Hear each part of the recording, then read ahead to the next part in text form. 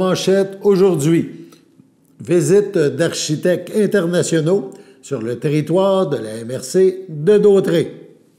Bonjour à tous et bienvenue à votre bulletin d'information diffusé sur les ondes de CTRB, votre télévision locale et régionale.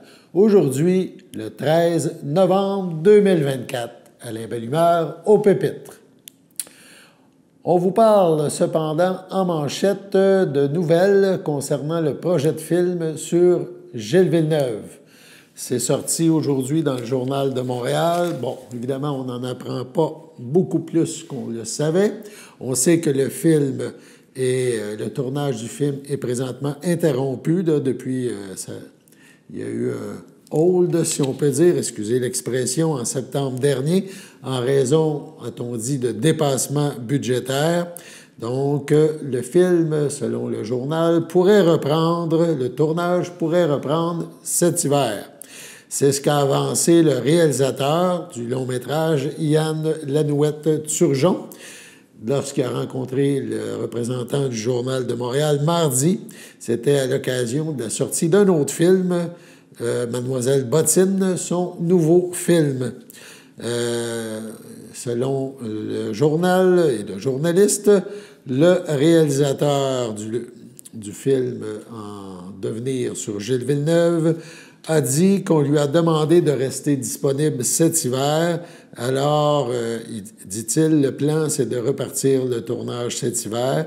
Il attend des nouvelles du producteur, Christian Larouche, à ce sujet, qui... mentionne-t-il, lui-même doit attendre des nouvelles de plein d'autres personnes. Il dit se croiser les doigts.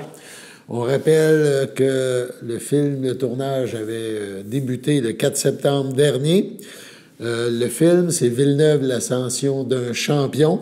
Ça a été interrompu brusquement 3 semaines après le début du tournage. Et dans un courriel envoyé aux membres de l'équipe, le producteur avait mentionné qu'il devait mettre la production sur pause en raison de dépassements budgétaires. Il y avait, nous écrit-on dans l'article, 17 jours de tournage déjà faits.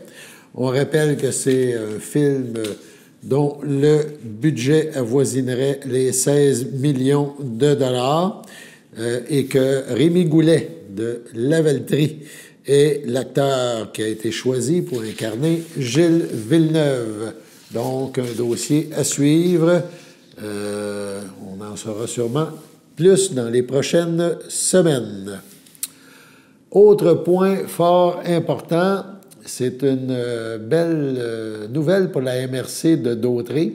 En effet, il y a eu visite aujourd'hui de lieux patrimoniaux, de lieux architecturaux spéciaux, en lien avec une conférence internationale sur la conservation du patrimoine. Une conférence qui se tient, qui a débuté le 12 novembre dernier et qui se déroule donc jusqu'au 16 novembre. Ça se déroule à Montréal. Donc, il y a un autobus rempli d'une bonne vingtaine de gens qui se consacrent à rénover des bâtisses patrimoniaux, des architectes notamment, de différents pays, notamment des Européens, qui étaient de passage donc dans la MRC de Dautré aujourd'hui. Cette conférence internationale sur la conservation du patrimoine, donc, réunit l'Association internationale pour la préservation et ses techniques, la Fiducie nationale du Canada et l'Association canadienne d'experts conseils en patrimoine. Donc, c'est un congrès là, qui se déroule dans la métropole et il y avait différentes visites, différentes thématiques. Et il y a un groupe là, qui a quitté Montréal pour la MRC de Dautré aujourd'hui. Et les architectes, les gens du patrimoine ont visité tour à tour différents établissements de chez nous. Ils sont arrêtés notamment au pont couvert à Sainte-Geneviève-de-Berthier. On sait que ce pont couvert est l'un des derniers ponts couverts encore en état même de recevoir des voitures là, au Québec. Donc, c'était restauré, ça, il y a quelques années, plusieurs années même. Et on a montré cet ouvrage aux gens présents. Il y a aussi eu une visite à la chapelle des Culs-de-Berre à Berthierville. Donc, la petite chapelle a ouvert ses portes pour l'occasion au groupe de visiteurs.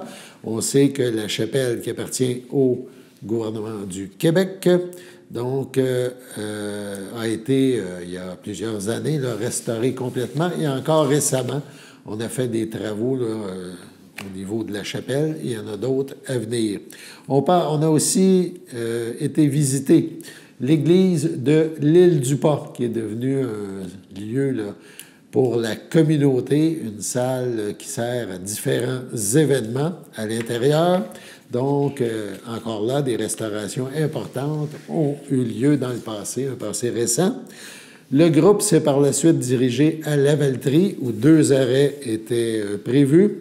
Donc, l'église de Lavaltrie, qui, un peu comme l'île du Pas, a subi des transformations importantes, et également le café culturel de la Chasse-Galerie. Donc, une bâtisse là, patrimoniale qui a été transformée pour cette attraction culturelle importante à Lavaltrie. Finalement, il y a eu un petit crochet dans la MRC de Joliette où le groupe est allé visiter la maison Antoine Lacombe. Encore là, une maison qui a été restaurée, une maison patrimoniale. Donc, visite internationale dans la MRC de Dautré. Aujourd'hui, des gens qui s'intéressent à la conservation du patrimoine en provenance de plusieurs pays, surtout des Européens, ont fait halte à Berthierville, à Lavaltrie, à l'île du Pas et un petit détour par Joliette. On passe maintenant au niveau du conseil, la séance de conseil, du conseil municipal, pardon, de l'île du Pas. Ça s'est tenu hier soir. Bon, il y a eu plusieurs points, notamment, c'est le conseiller municipal, M. Drainville, qui a présidé la séance en l'absence du maire Alain Goulet, qui, au fil des derniers mois, est devenu, presque on pourrait dire, un expert au niveau des inondations, au niveau donc de ce que le gouvernement entend faire. Il a étudié le dossier et il était justement dans une rencontre à Nicolet à ce sujet. Donc, c'est François Drainville qui a animé, qui a dirigé ou présidé la séance. Il y a différents points qui ont retenu notre attention. CTRB était sur place. On a connu lors de cette séance la date de la séance extraordinaire du budget 2025 et du dépôt du programme triennal des immobilisations. On écoute un extrait. On sait séance extraordinaire du budget et du programme triennal d'immobilisation. Il est proposé par et publié que la séance extraordinaire du budget aura lieu le 18 décembre 2024 à 19h. Est-ce que j'ai quelqu'un qui le propose? Oui. M. Serge propose. La messe prochaine, ça va. Tout le monde est d'accord? Oui. Autre extrait de la séance du conseil municipal à l'île du Pas. Il a été question de la tenue de la présentation publique en lien avec les zones inondables. On sait que la municipalité de l'île du Pas a produit un mémoire qui a été soumis au gouvernement. On veut en parler avec les citoyens.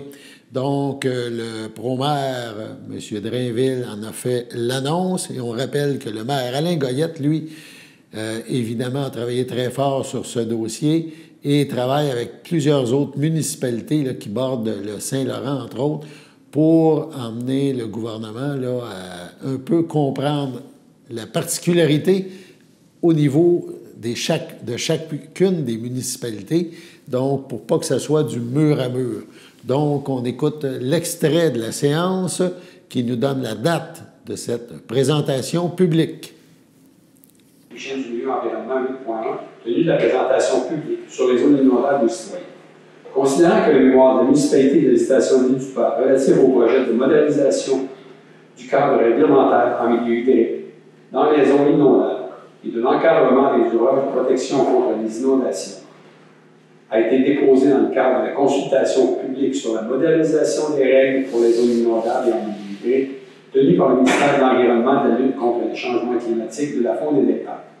Considérant que le conseil municipal tient à présenter à ses citoyens le dit mémoire, considérant que le mémoire sera présenté par le conseil municipal en présence de M. Pierre Bataille, expert consultant, développement durable et éco-ingénierie, qui a participé à la rédaction et à l'élaboration du mémoire. En conséquence, il est proposé par les publics que la présentation publique aux citoyens de la municipalité de la station de l'île du Port du mémoire relatif au projet de modernisation du cadre réglementaire en milieu hydrique, dont les zones inondables et de l'encadrement des ouvrages de protection contre les inondations se tiendra le 28 novembre 2024 à compter de 19h à l'église de la municipalité. Que le directeur général et le préfet trésorial soient autorisés à régler les dépenses découlant de la préparation et de la présentation publique. Est-ce que j'ai quelqu'un qui me propose? M. Marie Rondeau propose. Mme Jacinthe Delarue-Solon. C'est donné? Oui. Merci. Pour faire suite à cette nouvelle, un autre dossier, mais qui est évidemment lié à ce dossier des zones inondables, c'est que le conseil municipal a déposé un avis de motion et a fait le dépôt, du projet de règlement 297-2024 à caractère provisoire qui vise à interdire le remplissage des fossés. Donc, on veut éviter là, que l'eau soit bloquée là, par des remplissages de fossés, même s'il y a des tuyaux qui sont installés. Donc, on veut étudier le cas comme il faut. On écoute l'extrait. Urbanisme, avis de motion et dépôt du projet de règlement 297-2024 à caractère provisoire visant à interdire temporairement l'émission d'autorisation municipale à l'égard des travaux de remblayage ou de remplissage de fossés susceptibles de créer des besoins excédant la capacité du système d'assainissement des eaux pluviales selon l'article 11 du règlement 297-2020. Concernant les consours d'entrée chartière, du remplissage des fossés et des travaux de drainage pour une période de 2 ans. L'avis de motion est donné par qui entend proposer lors de la présente séance le règlement numéro 297-2024 à caractère provisoire visant à interdire temporairement l'émission d'autorisation municipale à l'égard des travaux de remblayage ou d'assainissement des eaux pluviales selon l'article 11 du règlement numéro 297-2020 concernant les consours d'entrée chartière, du remplissage des fossés et des travaux de drainage pour une période de 2 ans. Est-ce qu'il y a quelqu'un qui dépose l'avis de motion? Martial? M. Bellé va déposer une motion. Projet de règlement 297-2024 à caractère provisoire visant à interdire temporairement l'émission d'autorisation municipale à l'égard des travaux de remblayage ou de remplissage de fossés susceptibles de créer des besoins excédant la capacité du système d'assainissement des eaux pluviales selon l'article 11 du règlement numéro 297-2020 concernant les consours d'entrée chartière, du remplissage des fossés et des travaux de drainage pour une période de 2 ans.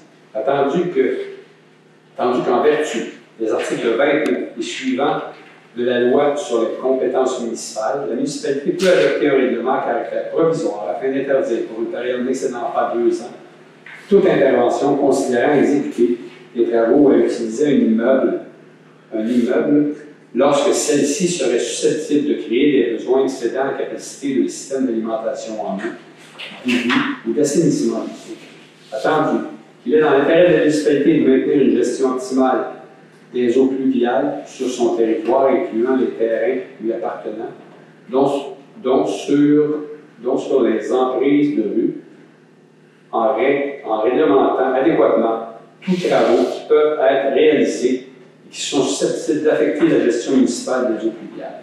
Attendu que l'article 11 du règlement numéro 297-2020 concernant les consours d'entrée chartière, du remplissage des fossés et des travaux de drainage prévoit une série de conditions et de normes pour obtenir une autorisation municipale d'effectuer des travaux personnels privés par les citoyens de remblayage, de remplissage de fossés situés dans l'emprise municipale.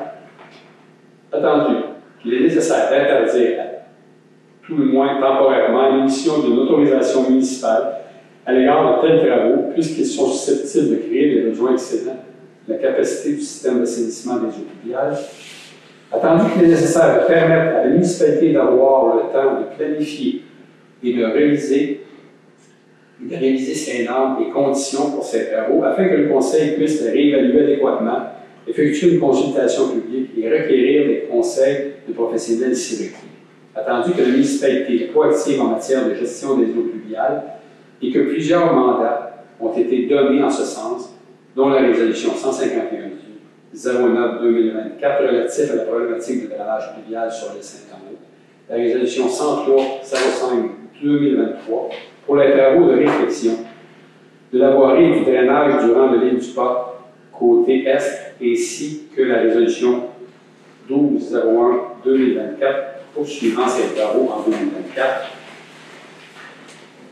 Attendu que l'avis des professionnels consultés lors des récents travaux, dont dans le cadre des travaux de la voirie et du drainage sur une section durant l'île du Port, ont mis en lumière l'importance de la gestion municipale des fossés de drainage ouverts ou leur nécessité dans le cadre de la gestion municipale des eaux pluviales, attendu que la municipalité est consciente des nombreux avantages des fossés ouverts non remblayés dans la gestion des eaux pluviales, dont en matière de sécurité, d'environnement, de réduction des coûts, de gestion et d'entretien, attendu que la municipalité est consciente de certains désavantages liés à la fermeture de fossés sur la gestion des eaux pluviales, sur l'impact sur le profilage des fossés, sur la surcharge du système de gestion et d'assainissement des eaux pluviales, attendu que l'impact des pluies diluviennes du 9 août a affermi l'accent qui doit être mis par la municipalité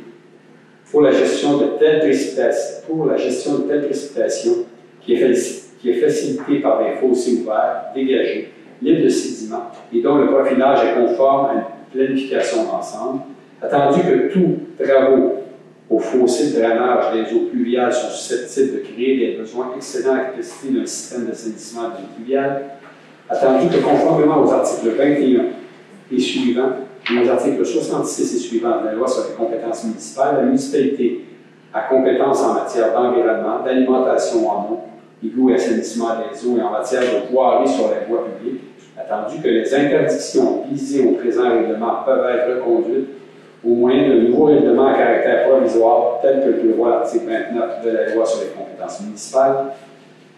L'article 1, le préambule, fait partie intégrante du présent règlement. L'article 2 est interdit temporairement pour une période de 2 ans pour la municipalité de procéder à l'émission d'une autorisation municipale à l'égard d'une demande de travaux de remblayage ou de remplissage de fossés susceptibles de créer des besoins excédant la capacité du système d'assainissement des eaux pluviales déposé selon l'article 11 du règlement numéro 297-2020 concernant les consos d'entrée chartière, de remplissage des fossés et des travaux de drainage. Article 3. Le présent règlement entre en vigueur conformément à la loi pour une période maximale de 2 ans, à moins de reconduction. Les interdictions visées au présent règlement peuvent être reconduites au moyen d'un nouveau règlement à caractère provisoire, tel que le prévoit l'article 29 de la loi sur les compétences municipales. Article 4. Le présent règlement cesse d'avoir effet le jour de l'entrée en vigueur du règlement statuant sur les nouvelles normes et remplaçant l'article 11, règlement numéro 297-2020 concernant les consos d'entrée chartière, sur l'absage des fossés et des travaux de drainage. Monsieur, c'est le dépôt de règlement. Projet de l'animation. Projet de règlement, pardon. Oui. C'est disponible.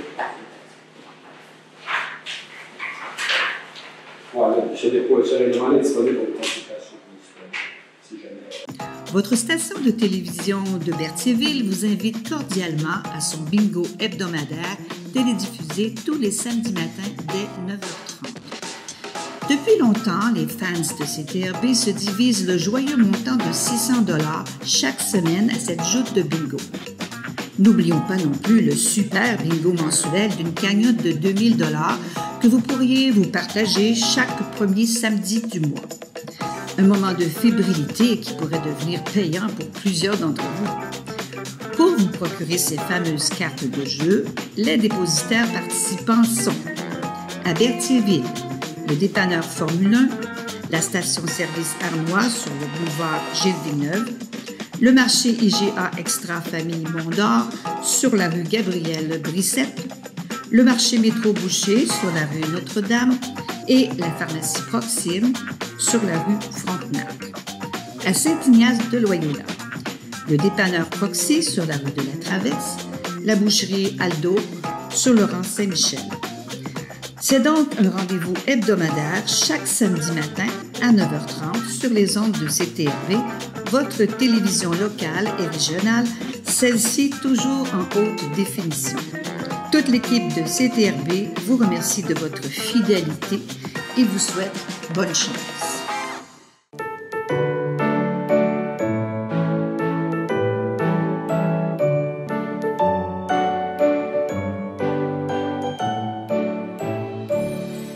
Le grand livre des anniversaires de CTRB compte une page vide dans ce 13 novembre.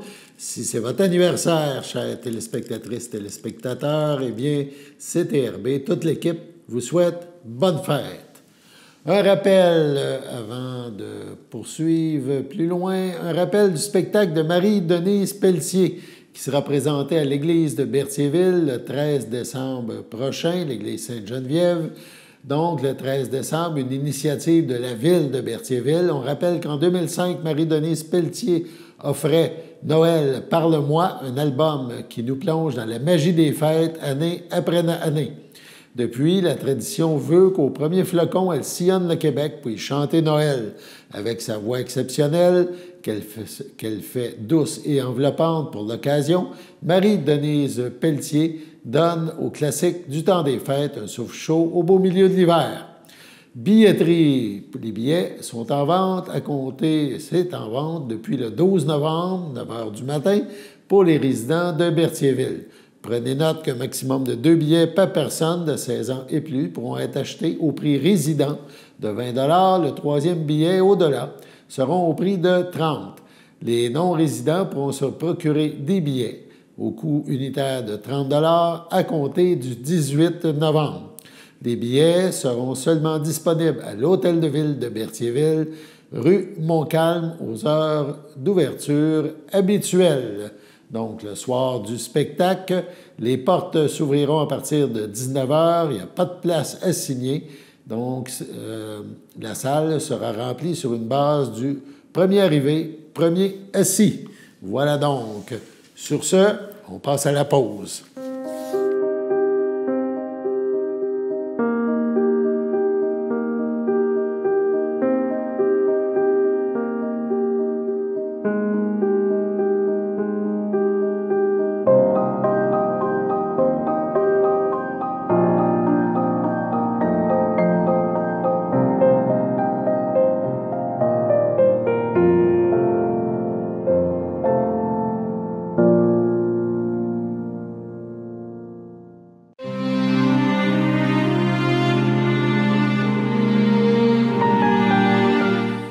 Au CHDL de Saint-Charles-Borromée, le 20 octobre dernier, à 79 ans, est décédé M. Jacques Barthe, époux de feu Lucie Bergeron, demeurant à Saint-Ignace de Loyola. L'ayant précédé son fils Jean-Sébastien, il laisse dans le deuil sa fille Mélanie Barthe, Jean Houd, sa petite-fille Joëlle Houd, ses frères, sa sœur, ses beaux-frères et belles-sœurs. Georges Barthe, feu Agathe Drainville, sa conjointe Carmen Harel.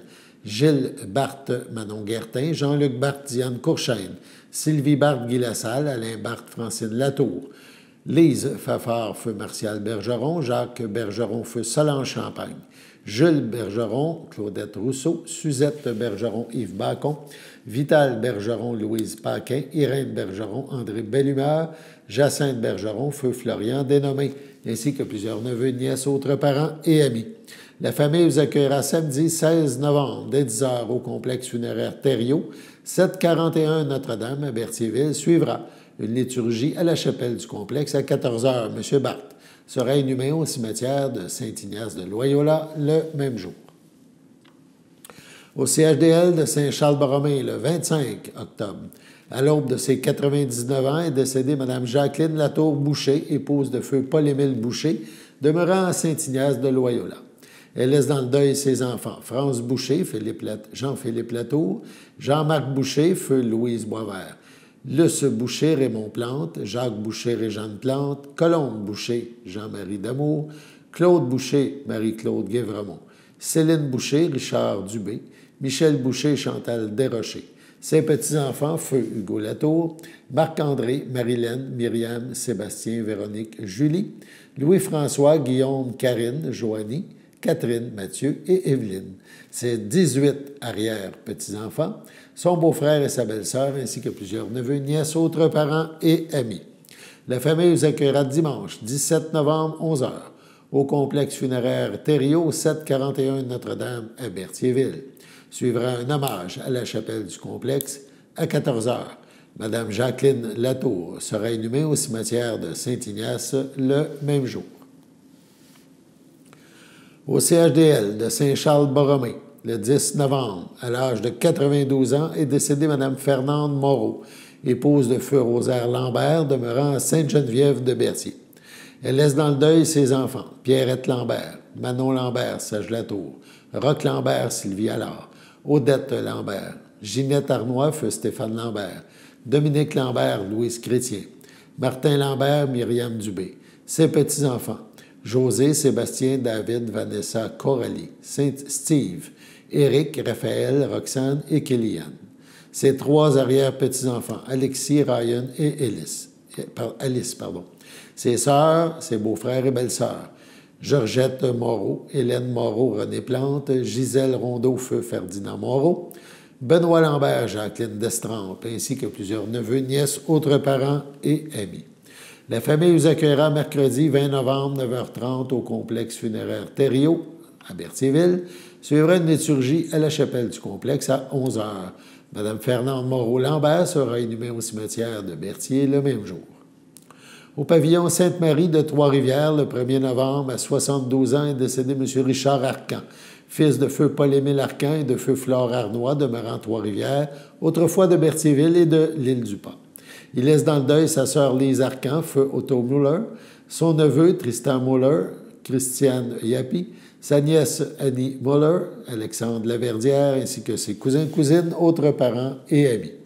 La famille vous accueillera jeudi 21 novembre, 13h, à la chapelle du complexe funéraire Thériault, 741 Notre-Dame à Berthierville.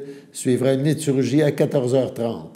M. Richard Arcan sera inhumé au cimetière de Berthierville le même jour. Sur ce, passons à la météo.